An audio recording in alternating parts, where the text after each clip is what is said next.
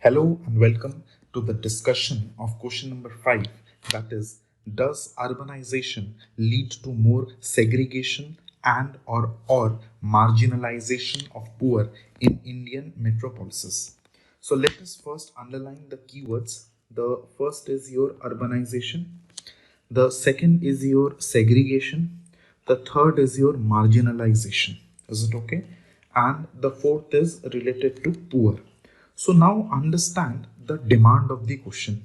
So now they are asking that whether urbanization is leading to segregation of poor or urbanization is leading to marginalization of poor. So now this approaches is that urbanization, it is leading to segregation or marginalization, or the second is it is leading to segregation and it is leading to marginalization. So you can use any of the approaches based on the argument that you want to take. Is it okay? So I will go with this part because this seems more inclusive in approach. Is it okay? But before we move on, I want to discuss the difference between segregation and marginalization, because without which you may not be able to understand, because the difference is very, or you may say the meaning, it is very interrelated and we have been using it interchangeably. So let us first understand what do you mean by segregation. Now, segregation is, imagine this is the whole population. Is it okay? This is the whole population. So now out of this particular population, I will have women, I will have LGBTQ, I will have racial minorities, I will have people with disabilities also. So basically what I'm trying to do is I'm trying to separate these people based on sexual, racial, or you say religious or ideological nature. This is what is segregation. So segregation has something to do with separate. So I'm separating all these people through some factors like sexual, it can be sexual, it can be racial, it can be religious, it can be ideological nature. Is it okay? Second important point here is the related to marginalization is that I am creating a group and I am going to give that group a lesser importance. Okay, we'll try to understand it deeper. Now understand this. I was living in Dehradun. Okay, I was living in Dehradun. Now I came to Delhi. Now there I was paying a rent of, let's say, 12,000. Okay, in Delhi I have to pay a rent of 27,000. The per meal cost was 60 rupees. Here it is 100 rupees per meal. Then there I was paying my maid 2,000. Is it okay? Here I have to pay my maid 3,500. Electricity bill was costing me 1,500, and here it is costing me, let's say, 3,000. I'm considering, as an hypothetical example, I'm considering that Dehradun is let us consider it as someone from the rural part. So now when I've come to Delhi, I have only come here because now I will have lot of opportunities. Is it okay?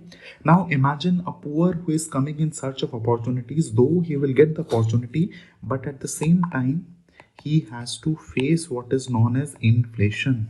Is it okay? So now inflation can segregate him. Inflation can make him marginalized. So have you understood what do you mean by segregation and what do you mean by marginalization? So marginalization is related to that this particular group, I'm giving them a lesser importance. So let us understand through examples. So you must have read your polity NCRTs, and there was the story related to apartheid in South Africa. Yes or no? Now understand what can be your segregation and understand what can be your marginalization. So if I talk about segregation, so again, here what will I do is, so I'm going to separate the people through racial segregation. So based on race, out of this population, I'm going to separate them based on race. Is it okay? And now when I'm going to separate it, so I will have separate schools, or let's say hospitals and public transportation for these people. Is it okay? If I talk about marginalization, you know that there were black majority was there. So black majority will be considered as marginalized.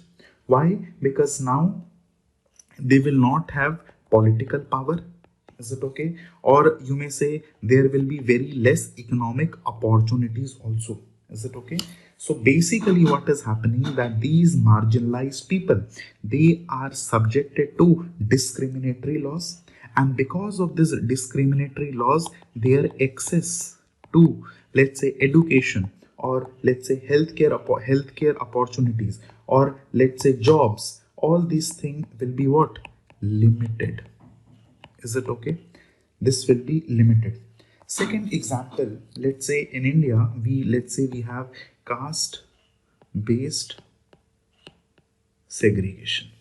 So if I'm saying that in India we have caste based segregation, so again, so let us understand what will be the segregation, and let us understand what will be your marginalization. So basically in segregation, I will say that high caste people or the lower caste people, they will be segregated from the high caste communities. And now when they are segregated, they are not allowed to enter temples. Is it okay? Now they cannot use the same wells also. Is it okay? Or they cannot even sit at the same place, just because I have separated them from the population.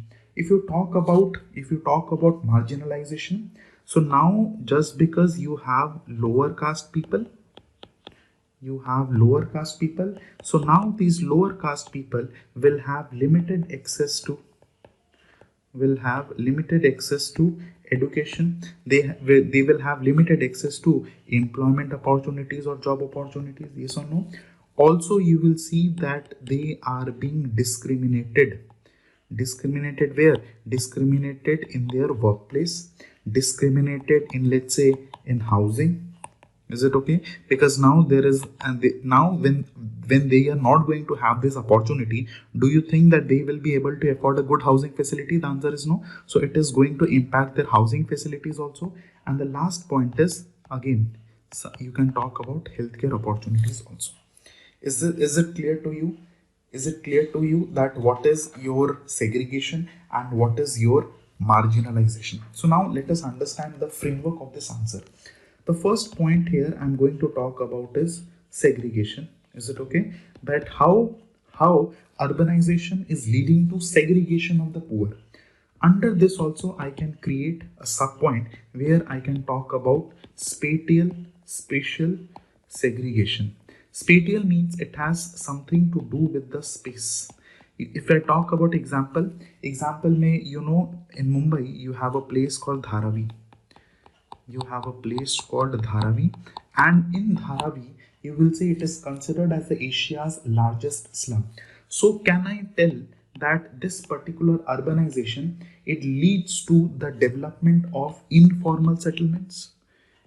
And if I'm talking about informal settlements, it is nothing but your slums. Yes or no? And in this particular area, who resides is? In this particular area, urban poor resides here. Is it okay? Urban poor resides here. So now, because of spatial segregation, these urban poor, they are being segregated from the rest of the city. Is it okay? They are being segregated from the rest of the city, and now they will have inadequate infrastructure, they will have inadequate services. Okay, and now because of expensive housing conditions, they will be segregated. Yes or no? If like I was in Pune, so if you talk about the cost of living in Pune, it is very very high. My bhaiya, he stays in Bangalore, so Bangalore may you will also see the property rise. The property rates are very very high. Is it okay? the property rates very high. So somewhere or the other, these urban poor, they have to deal with this affordability constraint also. Is it okay? So that is what is your spatial segregation. Under second point, under segregation, I can talk about is social segregation. Social segregation. So now imagine, if I have been segregated from the rest of the city, will I be segregated socially also? The answer is yes. So that is why now I have to face discrimination. Then I will be excluded from mainstream society.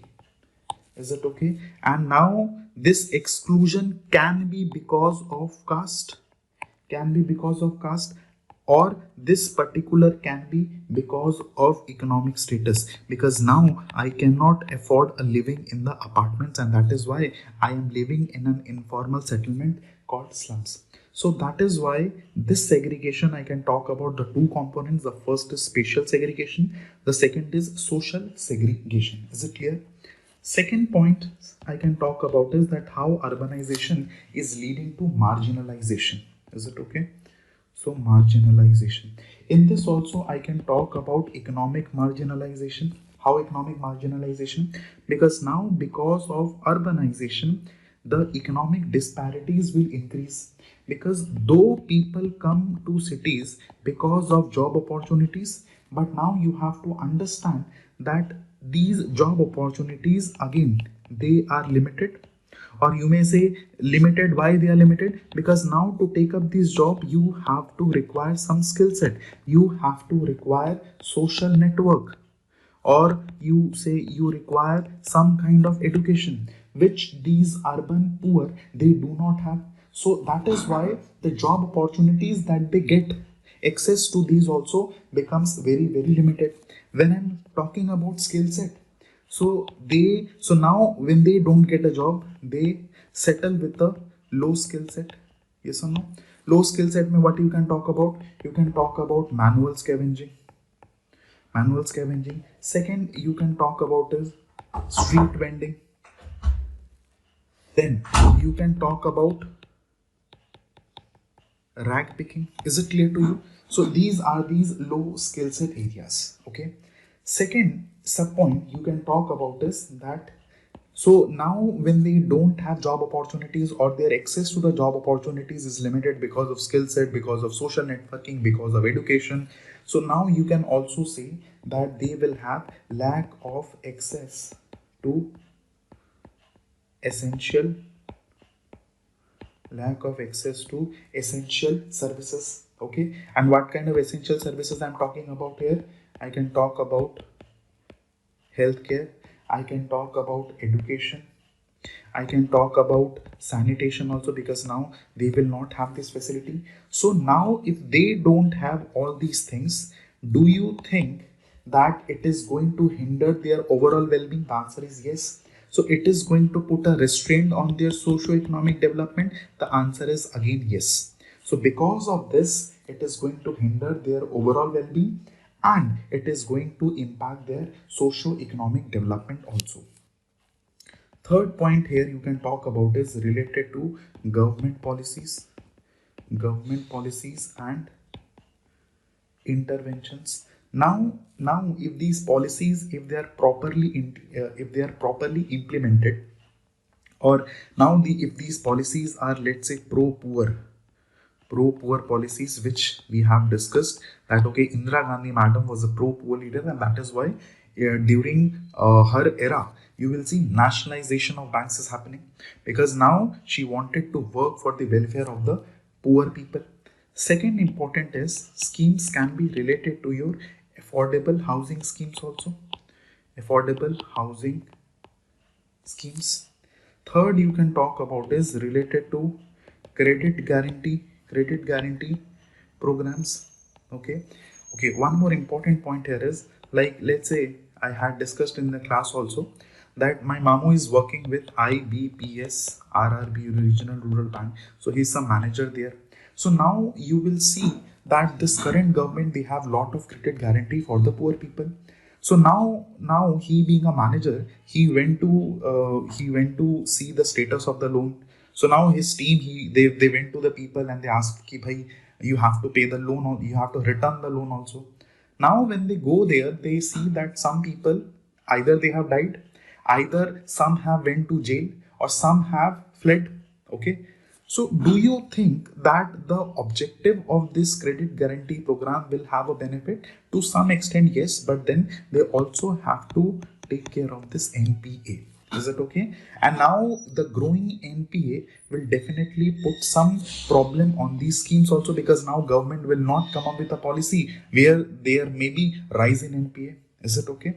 So government policies. The second point here is that now if these policies, if they are not well implemented, if not well implemented, or you say these policies are has some bias against the poor, like the current government, now you may say that all the funds they are being going to the Adani and all. Okay. So now because of this, on one hand you want to make a inclusive policy. Is it okay? On the other hand, let's say the policy is not very much inclusive. So do you think that these particular things will create segregation as well as marginalization among the poor? The answer is yes. Is it okay? So government policies and interventions also can lead to your segregation and marginalization.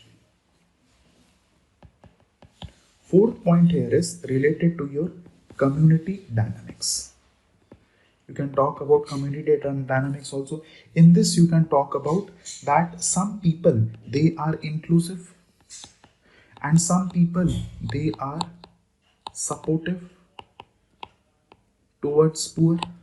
Is it okay? Then there are people who are less welcoming. Okay, and because of which it lead to social marginalization. You can talk about this. Fifth point here you can also talk about here is that the quality of urban planning. Quality of urban planning. Okay. Plus here you can also talk about infrastructural development. So in this you can talk about that there should be well planned cities. So if well planned means what? That they have inclusive infrastructure. And if you have inclusive infrastructure, then you can reduce spatial segregation. So what will you write in the answer? That quality of urban planning or infrastructural development can also lead to segregation and marginalization. Is it clear to you? Okay. So this is going to reduce spatial segregation, and if taken care of, it is going to improve your access to services also. Okay. Now coming to the conclusion part. So based on this discussion, you can say that urbanization can lead to both. It can lead to segregation also. It can lead to marginalization, because now it depends on complex interplay of factors. And what are factors can be there? Here you can have government policies. The problem with government policies are that they always have resource constraint, or even if there is no resource constraint, the policies will be ineffective. Is it okay? Second point is economic opportunities. Third is community dynamics. You can also talk about here, which we had discussed. And the fourth point here is quality of urban planning. Is it clear to you? Now are these points clear to you? Now you have to understand what can be done to improve the situation. The first important thing is you have to address the root cause of poverty. Is it okay? Second point here is you have to improve access to education. Plus, you also have to take care of your health care. Is it okay? And the third point here is you have to promote inclusive urban development policies. Is it okay? You have to develop. Last point you can also write here that you have to do audit of all all schemes and programs, because that is also very important. Because now let's say government has allocated money for your MSMEs, and if now let's say government has allocated money for the development of the MSMEs or establishment of MSMEs, they have to do the audit also. Because now what will happen is, though government will create a check and balance, but because of lack of audit, these people they divert their money to some other they divert to some other activities also. Now if you try to understand it from the perspective of the government, why government is promoting MSMEs? Because now government want to create jobs in the local economy, but now the purpose is being defeated because of lack of audit. Is it okay? So auditing also has to be part of it. So are these points clear to you? So we'll meet you in the next video. Thank you so much.